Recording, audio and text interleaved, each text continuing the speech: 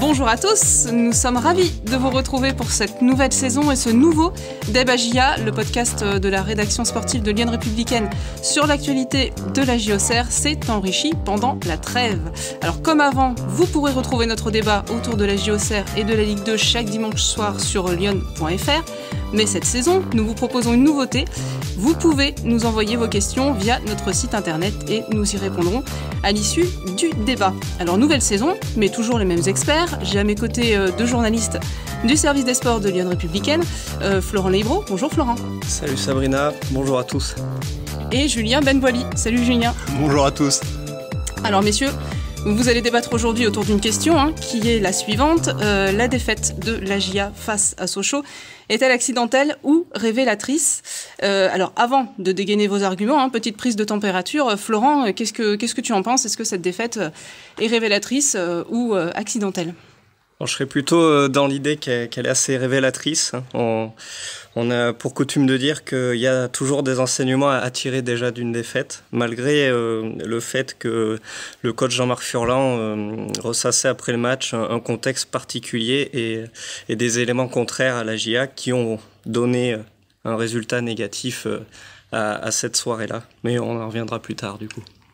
Oui, on y reviendra après que Julien ait donné lui aussi un peu son avis. Julien, qu'est-ce que tu en penses ? Révélatrice ou accidentelle, cette défaite ? Il y a des circonstances qui peuvent expliquer certaines choses, mais dans l'ensemble, moi, je suis reparti du stade en étant plutôt déçu de la prestation d'ensemble, et c'est ce qui malheureusement l'emporte au moment de juger cette défaite. Et ben voilà un beau débat en perspective. On entre maintenant dans le vif du sujet.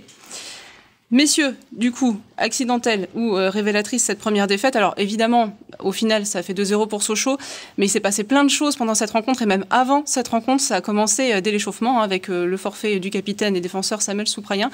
Julien, est-ce que ça a pesé ce forfait dans ce début de match et avec ce premier but au bout de 3 minutes sur corner ? Sur ce point, c'est indéniable. C'est quand vous travaillez toute la semaine avec l'idée que vous pouvez débuter avec cette défense à 4 autour de l'axe Coef-Souprayen, forcément, qu'à 5 minutes du match, devoir rebricoler en mettant Bernard, qui n'est pas axial encore, faut le répéter. Le problème, c'est que le club attend un quatrième défenseur central qui ne vient pas, et pour le moment, le troisième, qui est Gauthier Lloris, est blessé. Donc ça oblige un latéral gauche à revenir dans l'axe. Certes, il l'a déjà fait, mais ça met Boto, qui ne devait pas débuter, et donc qui débute, et arrive ce premier coup de pied arrêté, ce premier corner, et comme par hasard, c'est le plus grand de l'équipe adverse, le défenseur central, Diédiou, qui marque. Donc là, oui, sur ce manque de vigilance au marquage, forcément, ça a dû jouer un rôle important. C'est pas évident de se remettre de ce genre de coup du sort lors de l'échauffement. Florent, tu partages cet avis-là, pas de hasard Oui, évidemment. En plus de l'aspect foot, on va dire, il y a un aspect psychologique, je trouve, assez marquant dans cette entame. On voit notamment la charnière beaucoup allongée à répétition. Il y avait panique à bord dès les 5 premières minutes où la JA se mettait vraiment en difficulté le plus souvent toute seule. Donc comme si une pièce du puzzle était enlevée et après c'est tout qui partait un peu en vrille dès cette entame. Voilà, ça les a vraiment mal lancés dans cette partie. Oui, complètement. Et puis justement, pour parler de l'aspect psychologique, on est la première journée du championnat, 3 minutes, on prend un but et on n'a pas joué depuis 5 mois. Julien, forcément, mentalement, c'est difficile de de reprendre le dessus. C'est pas l'entame idéale, c'est sûr. C'est un sacré coup du sort. Ça vous manquez de repères forcément après 5 mois. Après forcément c'est cette première journée, donc vous attendez ce match pour un peu en savoir plus sur votre niveau. Et d'entrée de jeu, vous êtes mené au score. Oui, mentalement, psychologiquement, c'est dur de se remettre. Après, il y a forcément des arguments un peu pour contrebalancer. C'est tout sauf une première. La JA a été menée après 50 secondes de jeu l'année passée sur le terrain de Toulouse face à Rodez. L'année d'avant à Valenciennes après 6 minutes. Voilà, c'est presque une habitude maintenant de voir la JA prendre un but dans les 5 premières minutes d'une saison. Florent, tu penses que ça a tué le match, ce but à la 3e, là ? Mentalement, en tout cas ? Tuer, j'irai pas jusque-là parce qu'on jouait que depuis 5 minutes. Il y avait largement le temps pour la JOCR de se remettre dans le bain. Mais ça en tout cas pu expliquer vraiment en partie cette entame de match, l'absence de Samuel Souprayen. Mais après, il y avait quand même moyen au niveau de l'équipe présentée sur le terrain. Le 11 était tout à fait capable pour moi de tenir la dragée haute à ce Sochaux-là. Ça a surtout manqué d'impact physique dans l'ensemble de cette première mi-temps, j'ai trouvé. Et psychologiquement, en fait, Jean-Marc Furlan prenait l'image de tel un boxeur qui prendrait une droite d'entrée et qui pourrait pas se relever. Là, je le trouve un peu sévère. C'est bien sûr que c'est un coup dur, mais c'est plus une grosse gifle que prend la GIA après 4 minutes. Il y a quand même largement le temps de se relever et de se remettre dans le sens de la marche, ce que l'équipe a pas réussi à faire. Elle a eu le ballon en première période par séquence assez longuement, et en fait, il s'est pas passé grand-chose offensivement. On voit bien qu'il y a un manque d'automatisme encore. Alors après, ça peut s'expliquer par plein de choses. Il y avait quand même pas mal de recrues d'alignés, il y avait le jeune Camara, Boto qui devait pas jouer, donc c'est vrai que c'est pas une équipe en fait qui se connaît parfaitement, mais oui, moi je m'attendais quand même à plus dans le jeu collectif de la GIA, sachant que la plupart des joueurs malgré tout savent aujourd'hui ce que Jean-Marc Furlan attend, et là on avait l'impression, un peu comme il y a un an, que l'équipe découvrait ce plan de jeu, quoi.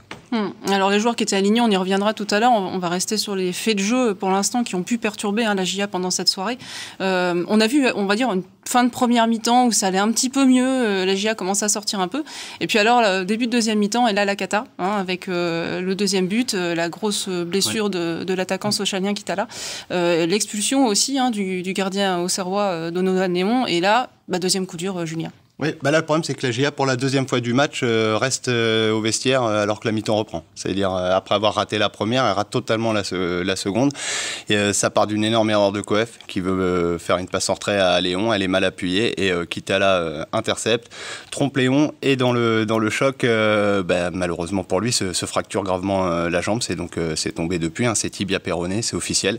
Ce sera de longs mois d'absence et face à cette grave blessure, même si la sortie de Léon est pas agressive, elle est mal maîtrisée. Et donc il prend le rouge, et là c'est une évidence que tout ce que Jean-Marc Furlan a pu dire à la mi-temps, c'est terminé. Je veux dire, tout ce que la GIA avait pu imaginer faire, mettre en place pour revenir, ça sert plus à rien d'en parler. Puisque forcément il y a un joueur de moins, il y a 2 buts d'écart. Là à ce moment-là du match, je pense malheureusement que c'est plié.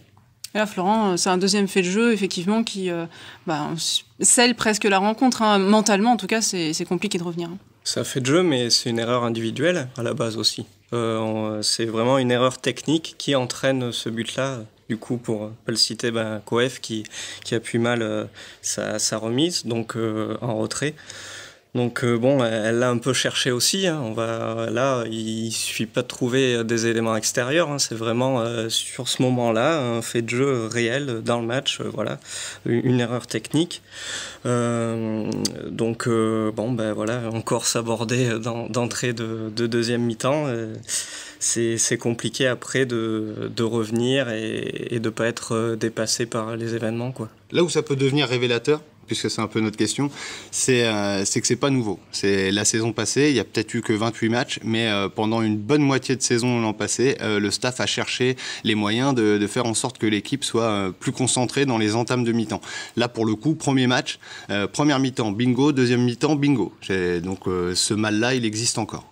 Et on prend les mêmes, on recommence presque. Et pourtant, l'équipe a quand même pas mal changé.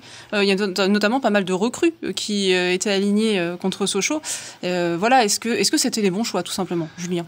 Après coup, c'est toujours facile. C'est là pour le pointe du doigt Jean-Marc Furlan. Lui a certainement fait ces choix-là par raison. Lui voit les entraînements. Il faut quand même le signaler à nos auditeurs. Nous ne les voyons pas cette saison, donc on pouvait pas deviner ce que Jean-Marc Furlan allait faire tactiquement sur ce match-là. Mais c'est vrai que avec du recul, il y a quelques choix qui interpellent. Que Léon, la recrue, soit titulaire dans les buts, bon, pas de surprise. Que Autrette soit titulaire en meneur de jeu, pas de surprise. Le couloir droit peut poser question avec Georgen, défenseur latéral droit. Lui, on attendait quand même plus qu'Arlen Sarkus. Et il y avait en balance Ngando ou Hein pour le poste d'ailier droit. Et c'est Hein qui prend. Alors là, c'est parce que Jean-Marc Furlan aussi, il aime les doublettes. Et pour le coup, la doublette, c'est la doublette Georgen Hein. Et la doublette Arkus Ngando. Après coup, est-ce qu'il fallait mettre Arkus Ngando ? C'est quand vous avez le score et le déroulé du match, toujours plus simple de parler. Ouais, c'est la question que nous avait posée d'ailleurs sur Internet Pierre du Luxembourg. Pourquoi avoir laissé Karlen Sarkus sur le banc contre Sochaux ? Là, c'est une question d'association de joueurs du coup. Oui, mais c'est Jean-Marc Furlan, il a ce discours depuis son arrivée, il adore les doublettes, il cherche ça, les complémentarités, et pour le moment, Arkus Ngando, qui se connaissent de la saison passée, on va dire, partent un peu associés ensemble, et puis forcément les deux recrues, Georgen et Hein, ensemble. Alors, est-ce que c'est le choix de Hein offensivement qui entraîne la titularisation de Georgen ? Il faudrait que Jean-Marc Furlan le confirme, mais ce serait pas forcément surprenant. Et puis c'est vraiment ce côté-là qui a pris l'eau en première mi-temps surtout. Défensivement, ils ont eu beaucoup de mal à contenir Ourega, je crois. Oui, voilà, faut relativiser. C'est vrai que Ourega est quand même bien meilleur que Soumaré de l'autre côté. Oui, c'est ça aussi, oui. Mais oui, après, on n'a pas senti non plus de l'autre partie du terrain. Il n'y a pas eu beaucoup de dédoublements, hein, comme on peut le voir. On louait justement la particularité, le fait que Géorgène soit bon offensivement. À son arrivée, bon, il a eu du mal vraiment à s'exprimer, que ce soit défensivement, offensivement, quoi. Il passe au travers. C'est pas méchant, hein, faut pas non plus que les gens gardent ça en tête en mode il pourra jamais apporter à la GIA. Il s'agit pas de dire ça après une journée, mais là, il est l'un des choix forts de cette composition d'équipe et il est passé totalement au travers de son match. Défensivement, il était vraiment en difficulté dans les duels, dans le placement, et offensivement, il a rien apporté, donc difficile de louer la prestation du joueur formé au PSG. De toute façon, on a l'impression qu'il n'y a pas vraiment un Auxerrois qui a réussi à émerger du groupe, d'après ce qu'on a vu contre Sochaux. Est-ce que ça aurait pu être différent avec des choix de joueurs différents, Florent? Est-ce qu'on aurait pu avoir, je ne sais pas, par exemple, plus de cadres qui auraient pu influer au moment où psychologiquement c'était compliqué, par exemple? Ce que je ne comprends pas trop dans les choix, on va dire, c'est que Jean-Marc Furlan présente avant le match un adversaire sochalien au-dessus d'eux physiquement qui va emmener la GIA dans ce défi physique, chose qu'on sait qu'elle n'aime pas forcément. Elle n'a pas forcément non plus les joueurs pour ça. Et on laisse d'un autre côté sur le banc un joueur comme Fortuné, je pense, qui, on l'a vu dès son entrée, amène justement cette puissance, cette verticalité qui a manqué tout au long du match à la GIA. Au-delà de ça, on pense que le milieu a été beaucoup en difficulté. Ils ont clairement perdu la bataille physique au milieu. Donc il y a quelques choix comme ça qui sont, on est après coup, donc c'est plus facile d'en parler, mais qui sont pas très rationnels, je trouve. Ouais, après attention, il faut relativiser. Je suis totalement d'accord avec ce que vient de dire Florent. Le seul bémol, c'est que Fortuné était blessé il y a 10 jours. Moi, j'ai pas vu les entraînements cette semaine. Peut-être qu'il était diminué et qu'il avait pas 1h30 dans les jambes. Ça peut être pareil pour d'autres postes. Donc voilà, il y a des choses qui peuvent expliquer ces choix-là, mais c'est une évidence que Jean-Marc Furlan avait pointé du doigt l'importance on va dire, athlétique du groupe sochalien. Et là, dans les duels, la GIA s'est totalement fait bouger. Alors après, l'entraîneur auxerrois aime dire après le match, vous m'auriez pas posé cette question-là si avec un jeu en 2 touches de balle on avait réussi à s'exprimer et éteint Sochaux. Ouais, mais malheureusement pour lui, c'est pas ce qui s'est passé. Donc ce qu'on retient, c'est que alors que la GIA était en difficulté, elle l'a été dans le jeu, elle l'a été doublement parce qu'elle perdait énormément de ballons ou qu'elle en récupérait pas assez, parce qu'à chaque fois que finalement il y avait des duels, il tournait à 80% en faveur des Sochaliens. D'ailleurs, en parlant des Sochaliens, est-ce que on peut peut-être leur rendre un peu justice aussi? C'est peut-être grâce à l'adversaire ou à cause de l'adversaire que la GIA a été un petit peu timorée samedi soir. Omar Daf a rendu un grand hommage à la GIA en conférence d'après-match en disant que c'était un des favoris du championnat, etc. Ils le font tous depuis 10 ans maintenant. Voilà, c'est peut-être plus sur l'image que sur ce qu'il a vu ce soir-là, ça c'est sûr. Mais néanmoins, est-ce que Sochaux est une équipe qui peut passer pour redoutable, et est-ce que ça pourrait expliquer la contre-performance de la GIA, Julien? Et qu'est-ce qu'on en sait aujourd'hui? C'est bien ça la grande question, c'est que peut-être la GIA est tombée sur l'ogre de la division qui sera champion sans perdre cette saison, ça peut-être. Mais sur le papier, Sochaux était aussi une équipe en reconstruction, il y a quand même eu quelques changements, c'est quand même pas des joueurs extraordinaires. Omar Daf d'ailleurs après le match, alors qu'il réalise une grosse victoire à Auxerre, ce qu'il réclame c'est des recrues, donc lui-même quand même est sceptique sur le niveau de son équipe. Donc voilà, peut-être qu'elle est plus en avance, peut-être que la GIA, de par une énorme prépa physique, comme le veut toujours le staff de Jean-Marc Furlan, est peut-être un petit peu dans le dur physiquement. L'année où il monte avec Brest, par exemple, sa première journée, il reçoit Metz, Jean-Marc Furlan, et il s'incline. Et pour le coup, dès la semaine d'après, c'est enclenché et Brest fait la saison qu'on sait. Donc, faut toujours faire attention. On sait que physiquement, en début de saison, c'est très instable. Ça peut d'une semaine à l'autre totalement changer. Mais là, c'est vrai qu'on n'a pas senti dans l'explosivité, dans le duel, une équipe auxerroise véritablement prête pour cette reprise de saison. Néanmoins, on peut rebondir après une première comme celle-ci. D'ailleurs, Sonny Letton était le premier en conférence de presse d'après-match à souligner que rien n'était joué, que le championnat était très long. Florent, la GIA a pris un mauvais départ, peut prendre un vrai départ peut-être à Châteauroux. Oui, il reste 37 matchs, donc ça fait beaucoup de points. Putain, vous êtes vraiment fort en mathématiques. Ça fait beaucoup de points sur le terrain à aller chercher encore, donc il ne faut pas s'alarmer non plus. Pour revenir aussi sur l'adversaire Sochaux, je pense qu'il peut vraiment être embêtant à jouer par ce qu'il propose d'un point de vue physique surtout. Donc c'est pour ça que voilà, il faut pas vraiment tirer de plan sur la comète. La JA se cherche encore, cherche des automatismes. Il n'y a pas de 11, toujours pas qui se dégage malheureusement. Donc on voit dans le positif des entrants qui ont au moins amené quelque chose contre Sochaux samedi. Donc il y a quand même quelques motifs d'espoir. Voilà, il n'y a pas péril dans la demeure, comme on dit. Non, il n'y a pas de péril dans la demeure. Après, on sait que la JA avait envie de bien commencer sa saison, c'est qu'un match, mais forcément, maintenant, il a quand même illustré le fait que la JA part d'un peu plus loin que ce que tout le monde pensait, parce que peut-être aveuglé par le fait que personne ne les voit s'entraîner, et donc peut-être qu'on ne se rend pas bien compte que le chantier, il est encore important, alors qu'on avait le sentiment que le plus gros du chantier avait été fait la saison passée, et que là, il n'y avait eu que quelques retouches. Et ces quelques retouches, quand vous les mettez toutes ensemble sur le terrain, forcément, ça fait que le puzzle est quand même loin d'être bien entamé. Donc c'est vrai que ce match-là, il a plutôt mis en évidence les lacunes et on va dire le manque de repères de ce groupe. Mais après, effectivement, comme on l'a vu, les joueurs sortis du banc, parce Fortuné, moi personnellement, je vais pas peur de le dire, m'a impressionné. En tout cas, dans cette équipe-là, quand on voit ce qu'il peut apporter en sortie de banc, ça peut être quelque chose de beaucoup plus sérieux en tant que titulaire pour la suite. Ça peut être un bel atout. Ndom a été pas mal. Ngando a montré aussi de très belles choses. Donc voilà, Arcus a aussi bien entré dans son match à un moment où la GA était à 10. Donc voilà, il n'y a pas de quoi s'inquiéter aujourd'hui. Mais effectivement, peut-être la GA, dans un premier temps, va être un peu à un niveau inférieur de ce qu'on pensait.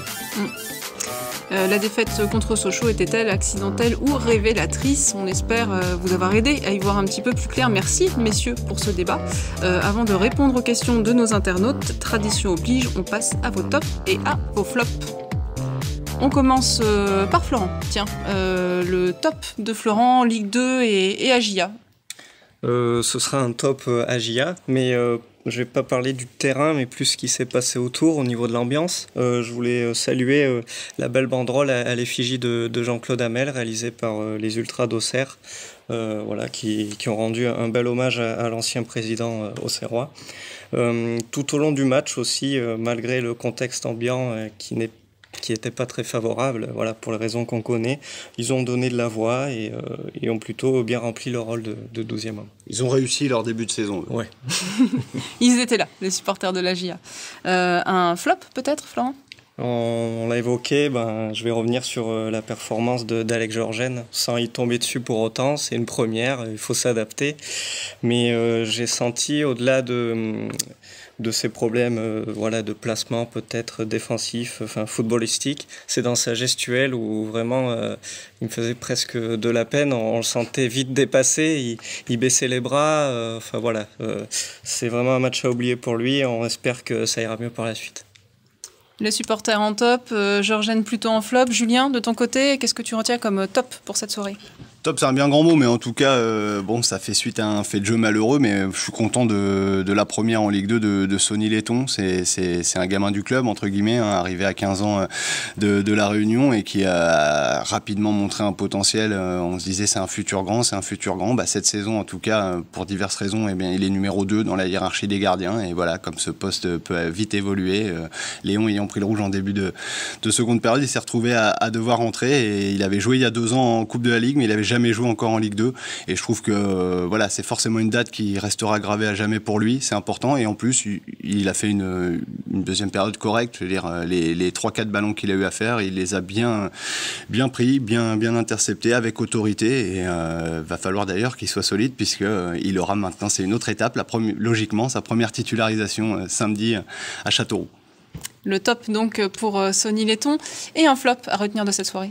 Ça va faire 3 ans de suite que je pourrais attaquer la saison avec le même flop. Il serait peut-être temps que la GA débute sa saison au coup de sifflet, au coup d'envoi de son match, puisque je l'ai dit tout à l'heure, mais il y a 2 ans à Valenciennes, 6 minutes pour le premier but de Dos Santos, défaite à la clé. La saison passée, 50 secondes à Toulouse contre Rodez pour une défaite à la clé.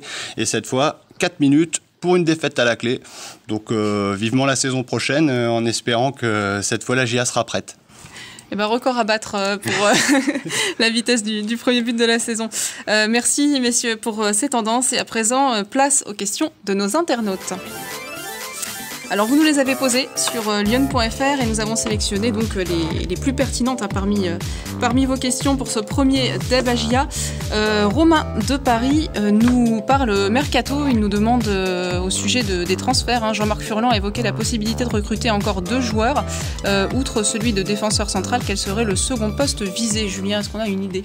Oui, on a une idée. Alors après, il faut absolument que les gens comprennent aujourd'hui que c'est Jean-Marc Furlan qui veut une deuxième recrue. Le club, à l'heure où on parle, reste sur le plan initial, à savoir il ne manque qu'un joueur à la GIA, qu'une seule recrue, ce sera un défenseur central et si tout se passe bien, il arrivera dans les prochains jours. Mais Jean-Marc Furlan a identifié depuis quelques semaines visiblement une lacune au milieu de terrain dans la personne capable d'accompagner Birama Touré. D'ailleurs, ça a échappé à personne. Celui qu'on imaginait titulaire, c'était François Bélugou. Il n'était pas dans le groupe à la base. Il a intégré le groupe au dernier moment avec la blessure de Souprayen. Mais voilà, c'est aussi des signaux qu'envoie Jean-Marc Furlan pour confirmer à son président qu'il aimerait un milieu. Voilà, sans trahir de secret, ils en ont parlé récemment lors de réunions de recrutement et pour le moment, les dirigeants auxerrois ne souhaitent pas recruter autre chose qu'un défenseur, mais nul doute que l'entraîneur va pousser. On en a parlé un petit peu pendant ce débat GIA. Gilles, d'Écolis Sainte-Camille, nous demande pourquoi la défense de la GIA a été remaniée au dernier moment contre Sochaux. Florent, c'est lié à ce qui s'est passé avant le match. Du coup, à l'échauffement, Samuel Souprayen qui déclare forfait pour la rencontre après une douleur au psoas.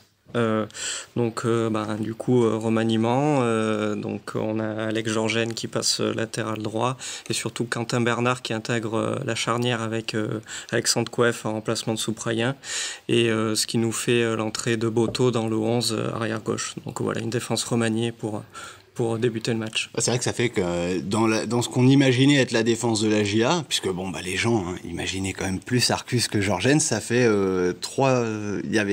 les joueurs, il y en avait 2 sur les 4, puisque Bernard compte, mais par contre il y avait 3 joueurs qu'on n'attendait pas à certains postes, à savoir Boto, Bernard dans l'axe et Georgen. C'est vrai qu'il ne restait plus que Coef, quoi. Ouais, ça fait beaucoup de changements. Ouais. Autre question de Philippe Derry, cette fois-ci une question qui va amuser Jean-Marc Furlan puisqu'on en a parlé aussi en conférence de presse et ça le titille. Pourquoi Yanis Begraoui n'était-il pas dans le groupe, Julien? Je crois parce que déjà, pour le moment, en fait, ici, la question ne se pose pas de savoir si Yanis Begraoui allait être dans le groupe ou pas. Moi, personnellement, je dis, j'ai pas été surpris que Jean-Marc Furlan ne retienne pas Yanis Begraoui. Je comprends les gens, il a mis 3 buts en pré-saison. Alors on se dit forcément, en l'absence de Sorgic, il faudrait. Mais aujourd'hui, dans la hiérarchie des postes offensifs, le bilan, puisqu'il n'y a qu'une pointe, c'est le bilan titulaire. Sorgic en 2 et le 3, en fait, c'est pas Begraoui, c'est le repositionnement, si besoin, de Kevin Fortuné. Donc si vous calculez bien, voilà, on en arrive en 4 pour arriver sur Begraoui.